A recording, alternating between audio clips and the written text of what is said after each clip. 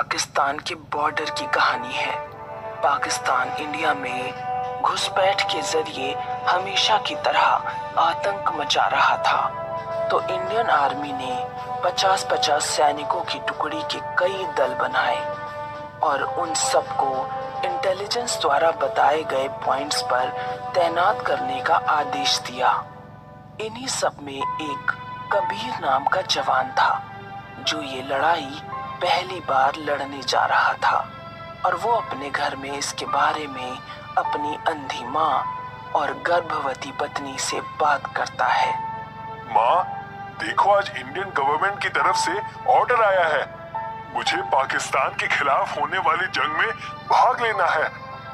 बेटा, हमारा आशीर्वाद तेरे साथ है। आप हमारी चिंता मत कीजिए, हम अपना ध्यान रख लेंगे। आप बस देश की रक्षा कीजिए। अपनी माँ और पत्नी की तरफ से ऐसा सपोर्ट पाकर कबीर की हिम्मत और बढ़ जाती है और अपना सामान लेकर निकल जाता है। कबीर 50 सैनिकों की एक टुकड़ी के साथ भारत और पाकिस्तान के बॉर्डर पर आर्मी के ट्रक में बैठकर जा रहा था। तभी उसे अचानक महसूस होता है कि किसी ने उसके कंधे पर हाथ रखा है। कबीर आसपास देखता है कि सभी जवान सो रहे हैं, तो उसके कंधे पर हाथ रखने वाला कौन है?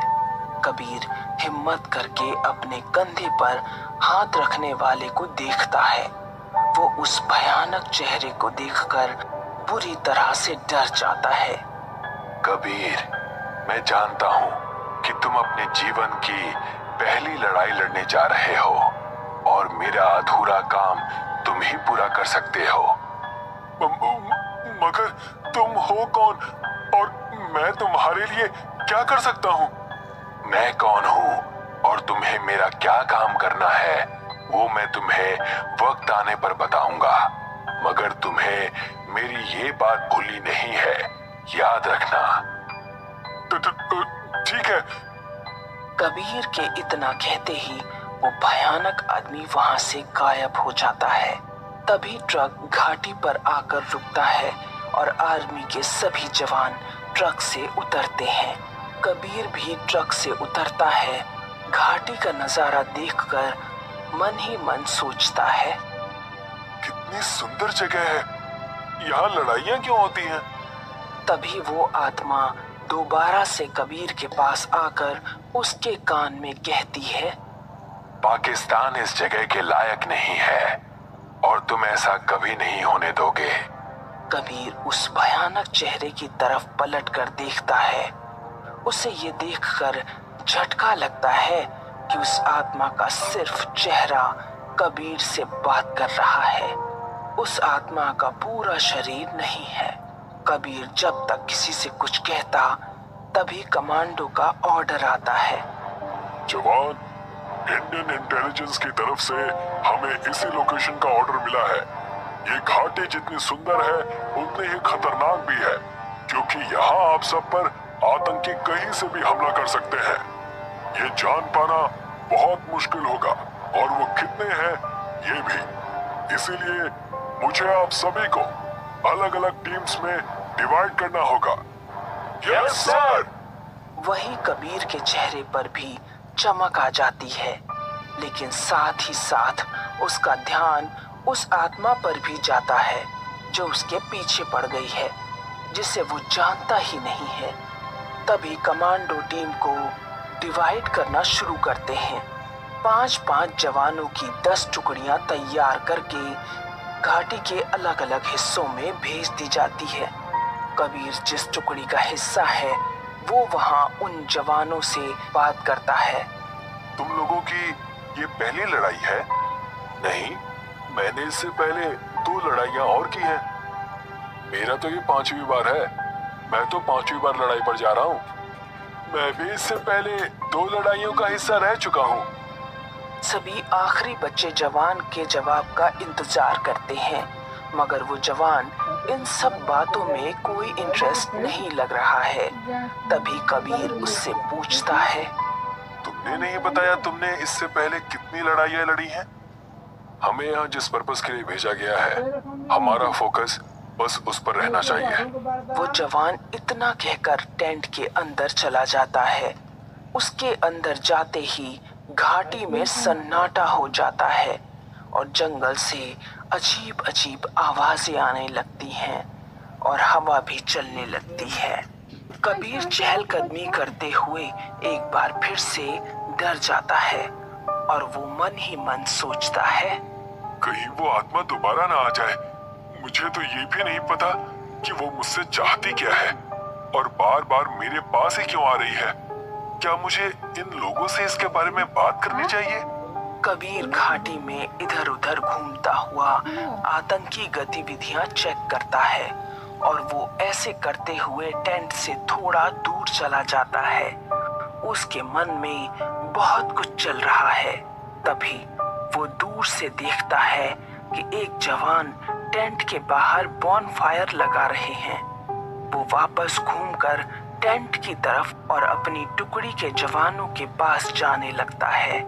तभी उसे लगता है कि जैसे उसके पैर पर किसी ने अड़ंगा लगा दिया हो। तभी उसके हाथ को कोई पकड़ लेता है। जब वो देखता है कि किसी की टांग उसके पैर के नीचे आई जिसका शरीर नहीं है, साथ ही जब वो ये देखता है कि उसका हाथ जिस हाथ ने पकड़ रखा है उसका भी शरीर नहीं है, कबीर की सिट्टी पिट्टी गुल हो जाती है। वो जैसे ही अपने साथियों को चिल्लाकर बुलाने लगता है, उसके सामने वो भयानक चेहरा बिना शरीर के झूलने लगता है और वो चेहरा कबीर से कहता है, मैं तुम्हारा यहाँ से बहुत लंबे अरसे से इंतजार कर रहा हूँ। तुम बहुत मुश्किल से मेरी पकड़ में आए हो। मगर मैंने तुम्हारा क्या बिगाड़ा है? कम से कम ये तो बता दो कि तुम कौन हो। बार बार मेरे सामने आने का क्या मतलब है? मैं कौन हूँ और तुमसे क्या चाहता हूँ मैं ये वक्त आने पर बता दूंगा, मगर तुम मेरी और तुम्हारी इस मुलाकात की बात किसी से नहीं करोगे। आत्मा के ऐसा कहते ही कबीर किसी सोच में पड़ जाता है। इसमें सोचने वाली कोई बात नहीं है कबीर। तुम हमारी इस मुलाकात के बारे में किसी से कुछ नहीं कहोगे बस। हाँ, मैं किसी को कुछ नहीं बताऊंगा। आत्मा कबीर की ये बात सुनते ही वहां से गायब हो जाती है। उसके गायब होते ही वो भागकर अपनी टुकड़ी के जवानों के पास जाता है। क्या हुआ कबीर? दुश्मन के होने की कोई संभावना है क्या? क्या हमें कमांडर को इसके बारे में बताना चाहिए? अरे नहीं, ऐसा कुछ नहीं है। वो तो मुझे लगा कि मैं भटक गया हूँ, इसीलिए भाग कर आया हूँ। कबीर की ये बात सुनकर बाकी के जवान हंसने लगते हैं। कबीर, तुमने तो हमसे सब पूछ लिया कि हमने कितनी लड़ाइयाँ लड़ी हैं, मगर तुमने अपने बारे में नहीं बताया। ये मेरी पहली लड़ाई है। ओह अच्छा, इसीलिए घाटी में घूमते हुए तुम डर गए कि कहीं खो न जाओ। सभी जवान हंसने लगते हैं। उनको देखकर कबीर भी उनके साथ हंसता है।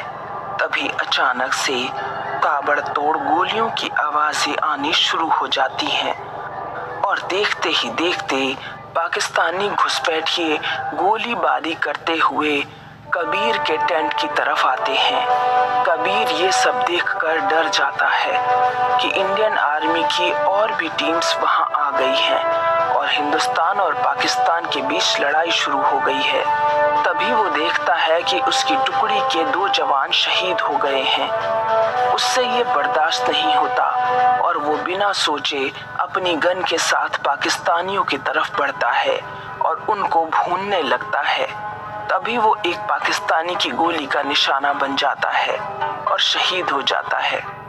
कबीर को गोली लगते ही वो जमीन पर गिरता है, मगर जख्मी हालत में फिर से खड़ा हो जाता है और गन लेकर पाकिस्तानियों को मारने के लिए आगे बढ़ता है। वो पाकिस्तान के उसी सैनिक को भूनने के लिए आगे बढ़ता है जिसे उसने गोली मारी थी, मगर वो सैनिक कबीर को देखकर वहां से भाग जाते हैं। कबीर को उस सैनिक की ये हरकत समझ नहीं आती और वो जैसे ही आगे बढ़ता है, पाकिस्तान का एक और सैनिक वहां से भाग जाता है।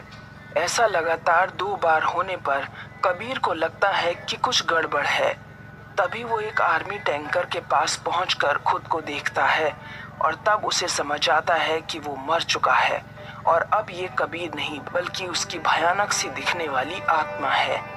ये सब क्या हो गया मेरे साथ? मुझे तो पता ही नहीं चला कि मैं मर चुका हूँ और मरने के बाद मैं एक डरावना भूत बन गया हूँ।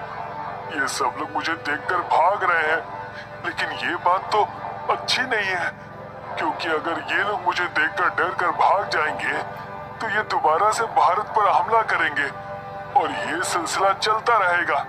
मुझे ही कुछ करना पड़ेगा। ऐसा सोचते ही कबीर की आत्मा टेंट के पीछे आ जाती है और तभी उसे एक आइडिया आता है और वो हंसता है और हंसते हंसते हवा में उड़ने लगता है और कहता है, अब मैं तुम सबको नहीं छोड़ूंगा। पाकिस्तानियों, बहुत परेशान कर रखा है तुम लोगों ने। इतना कहकर वो हवा में उड़ते हुए पाकिस्तान के सैनिकों को एक एक करके उठा लेता है और खाई में फेंक देता है। वो ऐसा करता रहता है। तभी उसे महसूस होता है कि पाकिस्तानी सेना बहुत बड़ी संख्या में है और वो धीरे धीरे भारतीय सेना को घेर कर उसे खत्म करना चाहती है। वो ये सब सोचता रहता है और पाकिस्तान के सैनिकों को मारता रहता है। तभी उसे एहसास होता है कि कोई और भी उसके साथ हवा में है। वो जैसे ही पीछे पलट कर देखता है, हैरान हो जाता है। वो देखता है कि जो आत्मा बहुत देर से उसको परेशान कर रही थी वो भी उसके साथ पाकिस्तानी सेना का खात्मा कर रही है। अब तो बता दो तुम कौन हो और क्या चाहते हो? तुम्हें अभी तक समझ नहीं आया कि मैं कौन हूँ और क्या चाहता हूँ? जितना मैं समझ पा रहा हूँ शायद तुम एक सैनिक हो। हाँ कबीर, मैं तुम्हारी ही तरह एक सैनिक हूँ जो अपनी पहली लड़ाई में ही शहीद हो गया था, मगर मेरे अंदर का सैनिक अभी तक जिंदा है जो पाकिस्तान को जड़ से खत्म करना चाहता है। मुझे पता था तुम ही वो साथी हो जिसके साथ मिलकर मैं इस काम को अंजाम दे सकता हूँ और इसीलिए मैं तुम्हें बार बार मेरे होने का एहसास करवा रहा था। कबीर और वो आत्मा पाकिस्तान के सैनिकों को एक एक करके मार रहे थे।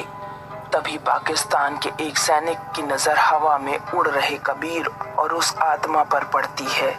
वो सैनिक भागकर अपने कमांडो के पास जाता है और उससे कहता है, जनाब, मैंने अभी अभी हवा में भारत की सेना के 2 सैनिक देखे हैं। दोनों ही बहुत डरावने दिख रहे हैं। क्या बकवास कर रहे हो इमरान? ये भारत पाकिस्तान का युद्ध हो रहा है और तुम्हें ये सब बकवास सूझ रहा है? मगर जनाब, आप मेरी बात तो सुनिए। अगर तुमने एक लफ्ज और कहा तो मैं तुम्हें तुम्हारी ड्यूटी से बर्खास्त कर दूंगा। मगर जनाब, obey my order, that's it. Pakistani सैनिक बहुत घबराया हुआ होता है। वो अपनी बाकी साथियों के पास जाकर उनको ये बात बताना चाहता है। तभी कबीर उसे हवा में उठाता है, खाई में फेंक देता है। कबीर, हमें सबसे पहले ये पता करना होगा कि इन लोगों की संख्या कितनी है ताकि हम इन्हें भारतीय सेना पर आक्रमण करने से रोक सकें। इसलिए मुझे और तुम्हें अलग अलग दिशा में जाना होगा। हाँ, ये ठीक है, मैं दाईं तरफ जाता हूँ। इतना कहकर कबीर दाईं और वो आत्मा बाईं तरफ जाती है और रास्ते में आने वाले हर पाकिस्तानी सैनिक को ये दोनों मिलकर मार गिराते हैं। देखते ही देखते थोड़ी देर में पाकिस्तानी सेना का सफाया हो जाता है और तभी भारतीय सेना के कमांडो की नजर इन दोनों पर पड़ती है और ये दोनों आत्माएं नीचे उतरकर भारतीय सेना के सामने आकर खड़ी हो जाती हैं। मैं ये तो नहीं जानता कि आप दोनों कौन हैं, मगर इतना जानता हूँ कि आज आपने पाकिस्तान के खिलाफ इस युद्ध में अहम भूमिका निभाई है। इसलिए हम सब की तरफ से आपका बहुत बहुत धन्यवाद। जनरल, मैं आपकी ही 2 साल पुरानी एक टुकड़ी का सैनिक हूँ। पाकिस्तान के खिलाफ हुई लड़ाई में मैं शहीद हो गया था। बस उसी का बदला लेने आया था। आज मेरा बदला पूरा हुआ और मैंने अपने देश के लिए कुछ कर दिखाया। इस बात पर मुझे बहुत गर्व है। कमांडर, मैं भी आपकी ही टुकड़ी का